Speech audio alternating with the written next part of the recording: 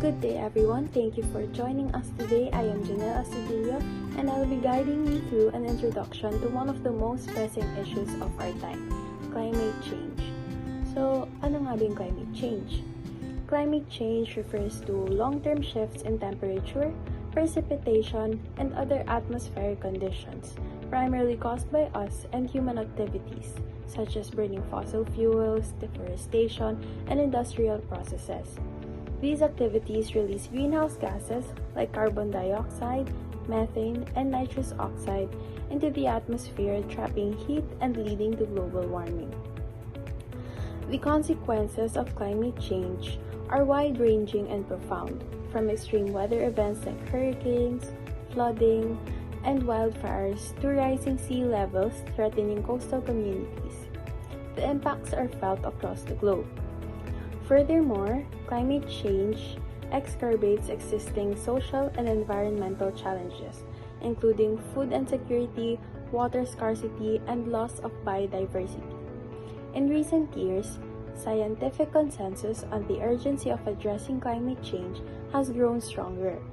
The Environmental Panel on Climate Change, or the IPCC, warns that without immediate and significant action to reduce greenhouse gas emissions, the world faces catastrophic consequences. Fortunately, there is hope. Through international cooperation, technological innovation, and individual action, we have the opportunity to mitigate the worst effects of climate change and build a more sustainable future. Initiatives such as renewable energy adoption, reforestation efforts, and transitioning to low-carbon transportation are crucial steps in this journey. In addition, climate change is not just an environmental issue. It's a threat multiplier that intersects with various sectors including public health, food security, and national security. For instance, rising temperatures contribute to spread of diseases, disrupt agricultural systems, and can exacerbate conflicts over dwindling resources. Throughout this presentation, we'll delve deeper into the science behind climate change, explore its impacts on different regions and communities, and discuss strategies for adaptation and mitigation. So together, let's empower ourselves with knowledge and take meaningful action to address this existential challenge. Thank you for your attention and let's begin.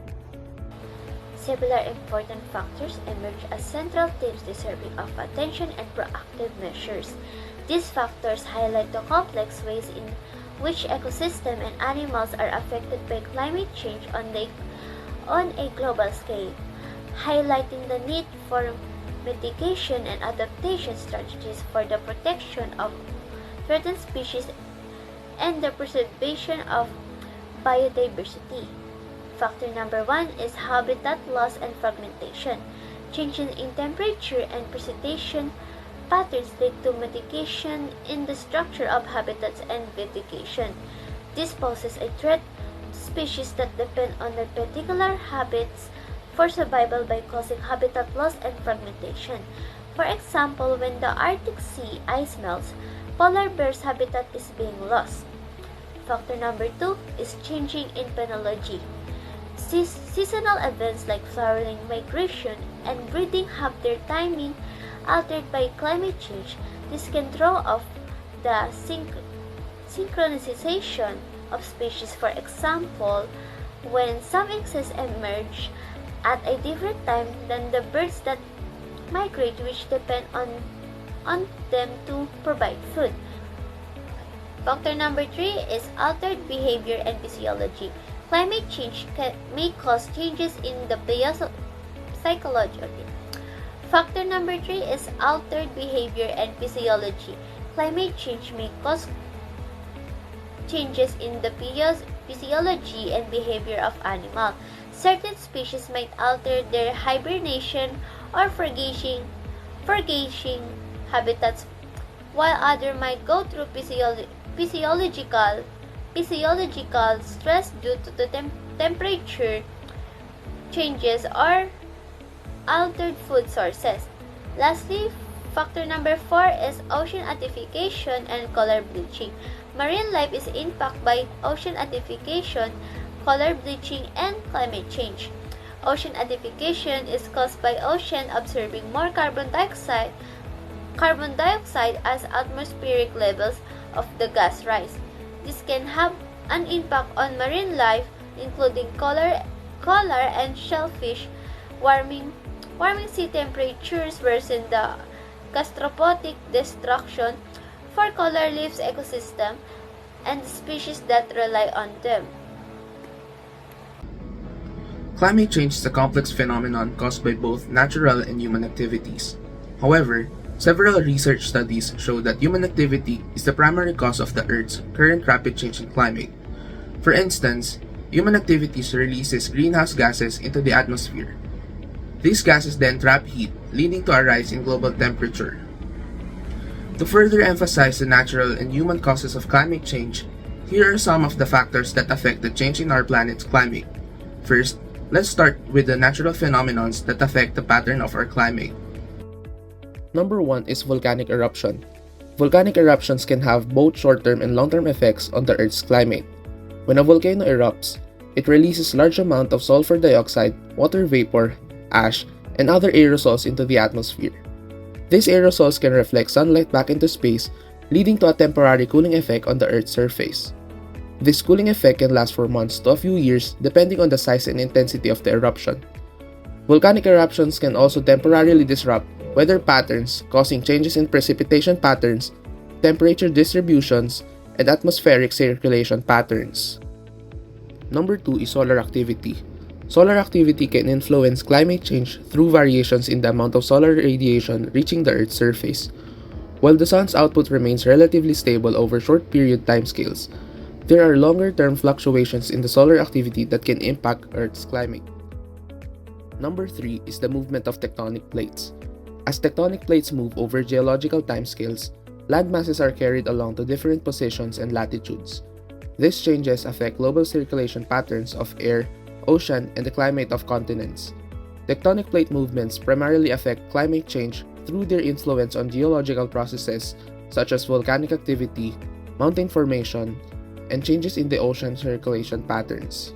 Now that we've discussed the natural phenomena that affect the changes in our climate patterns, here are some of the human activities that causes climate change. Number 1 is generating power. A significant portion of global emissions are caused by burning fossil fuels to produce heat and power. The majority of electricity is still being produced through burning of coal, oil, or gas, which releases carbon dioxide and nitrous oxide, two potent greenhouse gases that cover the Earth and trap solar radiation. Nowadays, around 25% of the power produced worldwide is derived from renewable energy sources, including solar, wind, and others. These sources generate minimal to no greenhouse gases or pollutants into the atmosphere, in contrast to fossil fuels. Number 2 is manufacturing goods. Emissions are produced by manufacturing industry primarily as a result of burning fossil fuels to generate energy for the production of items like electronics, plastics, textiles, iron, steel, and cement. The construction industry releases gases as do mining and other industrial processes. In the manufacturing process, coal, oil, or gas are frequently utilized as a fuel for machines, and additionally, chemicals derived from fossil fuels are used to make certain materials such as plastics. Globally, the industrial sector is one of the main producers of greenhouse gas emissions. Number 3 is deforestation. Deforestation contributes to the climate change primarily through the release of greenhouse gases, alterations in the carbon cycle, and changes in land surface properties. Trees serve as a carbon absorbers, absorbing carbon dioxide from the atmosphere during photosynthesis and storing it in their biomass. When forests are cleared or burned, the stored carbon is released back into the atmosphere as carbon dioxide. Deforestation therefore contributes directly to the increase in atmospheric carbon dioxide concentrations, which is a major driver of global warming and climate change. Changes in land use, such as converting forests to agricultural land or urban areas, can lead to changes in soil carbon levels and microbial activity, further affecting carbon cycling processes. Number 4 is agriculture. Agriculture is a significant source of greenhouse gas emissions, primarily from livestock farming, rice cultivation, and the use of synthetic fertilizers. Livestock, particularly cattle and sheep, produce methane. Methane is a potent greenhouse gas with a much higher global warming potential than carbon dioxide. Agriculture is also a major driver of land use change and deforestation, particularly in tropical regions. Inefficient irrigation practices can also lead to water wastage and contribute to the depletion of freshwater resources. Number 5 is modern transportation. Different modes of transportation have varying carbon intensities depending on factors such as fuel efficiency, vehicle technology, and distance traveled. For example, passenger cars like jeepneys and tricycles as well as airplanes typically have higher emissions compared to public transit, bicycles, or walking. Additionally, transportation infrastructure such as roads, highways, and airports can lead to land use change, habitat destruction, and fragmentation of natural landscapes. In addition to greenhouse gases, transportation activities also emit other pollutants including black carbon and aerosols. Black carbon is a potent climate forcer that absorbs sunlight and contributes to the warming of the atmosphere.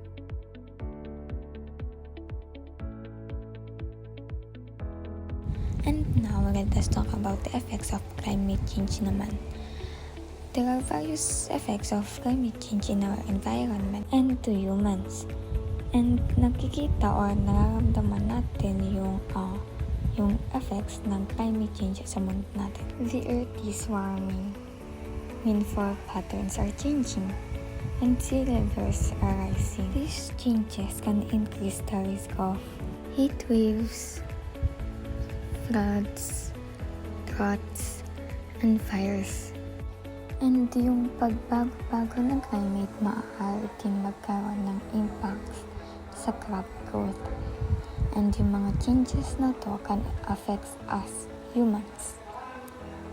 It can threaten our health by affecting the food we eat, the water we drink, the air we breathe, and the weather we experience. And according to NASA, there are changes that's happening faster, kagaya ng pagtutuyo ng mga lupa, wildfires, and extreme rainfall. And also, there's a higher chance daw na tumaas yung global temperatures because of the greenhouse gases produced by human activities.